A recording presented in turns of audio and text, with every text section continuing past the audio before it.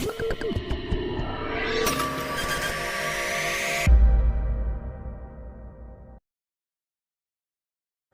pemeliharaan SDM itu, ketika motivasi kerja itu sudah mulai declining ya. Jadi motivasi itu seperti gelombang apa? Masih kan enggak? Ini anak IPS atau IPA? Campur-campur ya, SMK, ada SMK, banyak SMK. Masih kan enggak gelombang apa itu? Gelombang apa itu seperti ini, ya kan? Bisa ya bayangkan ya. Artinya kalau gelombang alfa itu siklus hidup manusia itu kurang lebih ada yang sifatnya inclining, naik, ada yang sifatnya declining, turun. Itu hukum alam. Nah, pada waktu begini, ini kan ada garis normal, ya, turun tapi masih di atas garis normal. Bisa bayangkan ya? Ya, pakai visual kan kalau misalnya ini imajinatif. Ya. Nah, ketika dia declining ini, ahli motivasi, manajemen SDM yang paham, jangan sampai dia turun sampai di bawah garis normal, diputus. Cara putusnya apa? Kalau berkaitan dengan kelelahan fisik atau fatigue tadi, berarti dia diberikan freshman, suruh cuti, suruh berlibur. Ya, makanya di perusahaan itu cuti itu dibayar. Ya. Perusahaan yang maju ya. Perusahaan kan banyak, ada yang maju, ada yang enggak. Tempat saya itu cuti 2 kali. Jadi kalau suaminya enggak pernah cuti itu uangnya kemana gitu. Jadi dia enggak mau ngambil gitu. Ngambil tapi enggak mau ngasih tahu istri kan gitu. Ada yang gitu kan. Itu suami yang sehat. Nah ini sebelum turun di bawah program normal dipotong dengan program-program refreshment. Makanya motivasi kerja itu supaya naik lagi. Sama nanti kalian rencana untuk kuliah misalnya 4 tahun selesai ya. Tahun pertama semangat, tahun kedua mulai banyak alasan. Mana yang SPP-nya berkaitan sama orang tua, suruh nyari sendiri atau suruh berhemat pulsa, jajannya dikurangi, mulai goyang-goyang. Nah, sebelum turun di bawah gubernur itu kalian harus punya program.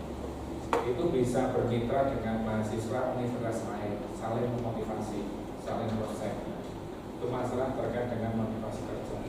Pemeliharaan SDM, ya, itu adalah bagaimana supaya kinerja tetap optimal dengan mencari solusi atas permasalahan yang itu sangat mungkin terjadi dan sering terjadi. Ya. Artinya apa yang kita sampaikan itu bukan sekedar teori, ya, sudah sering terjadi di perusahaan.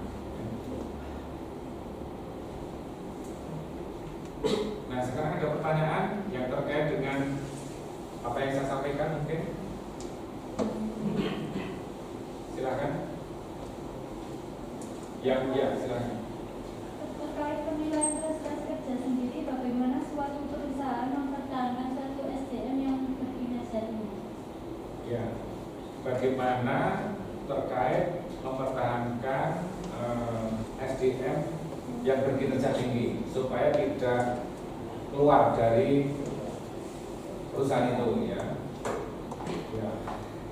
Itu bagian dari pemeliharaan SDM yang masuk dalam program pemeliharaan SDM. Karena tadi ada yang namanya kepuasan kerja ya. Kalau orang yang nggak puas berarti dia akan cenderung lari atau dia mencari kegiatan lain atau malah demotivasi. Cara mempertahankan adalah bagaimana mendeteksi pegawai bermasalah itu dan menyiapkan langkah-langkah solusinya atau preventifnya. Kalau preventifnya berarti survei menyeluruh, kemudian dibuat policy. Contoh misalnya, kalau perusahaan itu tunjangan cutinya belum ada, berarti diadakan, ya, supaya dia ada motivasi kerja ya, berkaitan dengan fasilitas. Kalau dia tidak pernah didiklatkan, berarti harus didiklatkan. Mungkin pikirannya sudah suntuk ya. Dia karena otak itu juga butuh makanan ya. Kalau dalam psikologinya orang Jawa itu ada namanya olah rasa, olah raga, olah jiwa. Ada yang paham? Iya, Pak. Olah raga dulu, olah raga itu apa?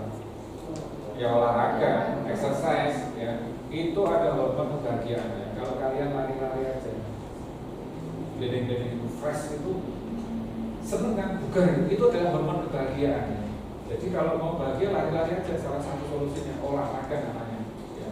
Ada yang namanya olah pikir itu dengan training. Ini kepala ini kalau nggak pernah diisi dengan banyak materi baru, ya, atau kalian ketemu sama orang yang sama punya gosip doang, itu jadi buntu, ya. Jadi agresif, jadi kosakatanya habis, isinya hanya gibah, gunjing gitu. Itu kan toksik, racun, dan itu menyebar itu. Maka caranya dengan olah pikir, banyak membaca. TikToknya ya bagus ya, TikTok bukannya negatif semua ya, bukannya hanya joget-joget terus gitu. Ya sekali itu nggak dilarang ya, itu juga untuk kebahagiaan. Nah, yang ketiga adalah olah rasa. Nah, olah rasa itu adalah kalau orang kepercayaan namanya meditasi ya. Kalau muslim ya berarti tahajud ya, sholat malam. Sedangkan mendirikan meditasi atau sholat ketika orang lain nggak ada satupun yang melihat, itu kan butuh disiplin diri ya. Dan itu nanti hadiahnya juga yang tahu yang diri sendiri kan. Kalau yang belum pernah melakukan coba lakukan itu.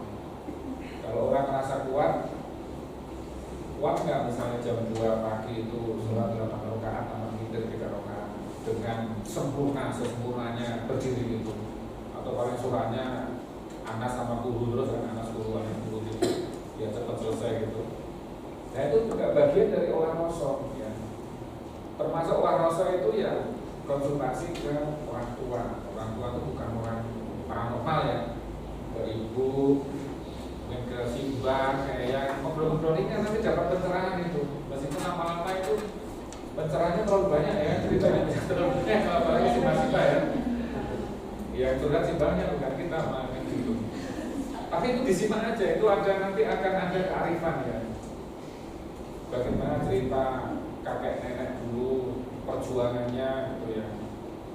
Ya bagi yang berjuang kalau udah terlanjur enak ya mungkin ada cerita lain ya tentang pengalaman hidupnya itu orang masa. Sama dengan realitas kita ya, ini termasuk bagian kalau bagi pemerluan SDM. Manusia itu tidak sekedar fisik ya. Realitas manusia itu tidak hanya fisik, tapi ada yang sifatnya nerfisik. Dan itu yang bukan fisik ya.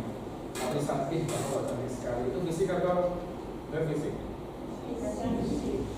Bisa fisik dan nerfisik ya. Fisik itu kalau cantik beneran berarti itu kan fisik ya. Kalau sandungannya namanya penghargaan nerfisik. Ada yang sifatnya metafisik, jadi fisik, nerfisik dan metafisik. Di luar jauh di atas fisik itu. Nah, sama tadi makanan tubuh kita itu bukannya sekedar gorengan terus gitu ya, gorengan, buah, jus gitu ya, terus banyak manisan, akhirnya malah jadi nggak sehat kan. Penyakit paling banyak di antara manusia kita di Indonesia itu adalah diabetes. Itu problem. Itu musuhnya laki-laki loh yang saya misalnya. Jadi harus sering tes ini yang laki-laki itu. Karena masih bujang kan. Nah itu harus banyak lari itu fisik ya, fisiknya harus bugar ya. Dan nerfisik serta metafisik, olahraga, olah rasa, olah jiwa atau olah pikir itu ya. Makanan tidak hanya perut kita, tapi juga pikiran kita, juga jiwa kita ya. Nah kira-kira seperti itu ya untuk mempertahankan. Ada lagi?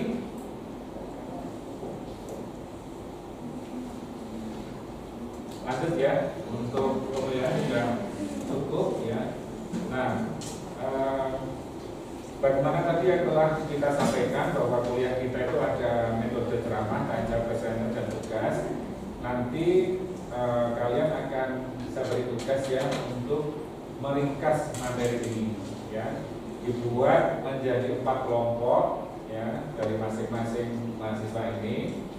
Simulasinya nanti berkomunikasi dengan Pak Manto ya, sekedar namanya siapa aja dikumpulkan karena akan ada tugas peringkasannya.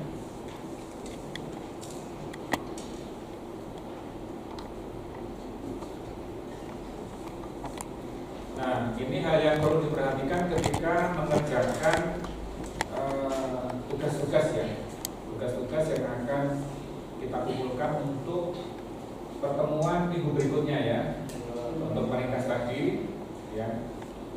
Kalau yang larangan ITKS itu jelas ya, itu memang secara umum juga dilarang jangan ikut ya. Kemudian dalam pembuatan tugas itu selain referensi yang telah saya berikan, itu juga boleh bahkan disarankan untuk perkaya dengan referensi yang lain ya. Dan kalau sudah tidak ada pertanyaan, maka kuliah ini akan kita tutup ya dengan sebuah slogan ya. Ada yang pernah dengar slogan? Apa misalnya? Misalnya apa? Berakit-rakit dahulu, bersakit-sakit dahulu. Ya. Nah, yang akan saya sampaikan kata-kata pesan ini adalah belajarlah meskipun harus dengan terpaksa, karena dari terpaksa itu akan menjadi terbiasa itu akan menjadi budaya ya. Semua harus dipaksa, tidak ada yang awalnya tidak dipaksa ya. Kalau misalnya akademik belajar berjalan pertama harus paksa ya, meskipun harus dihitung juga usianya kan. Demikian akhir dari kuliah saya. Jangan lupa tadi tugas-tugas yang telah saya sampaikan untuk rangkum, dan belajarlah meskipun terpaksa akan menjadi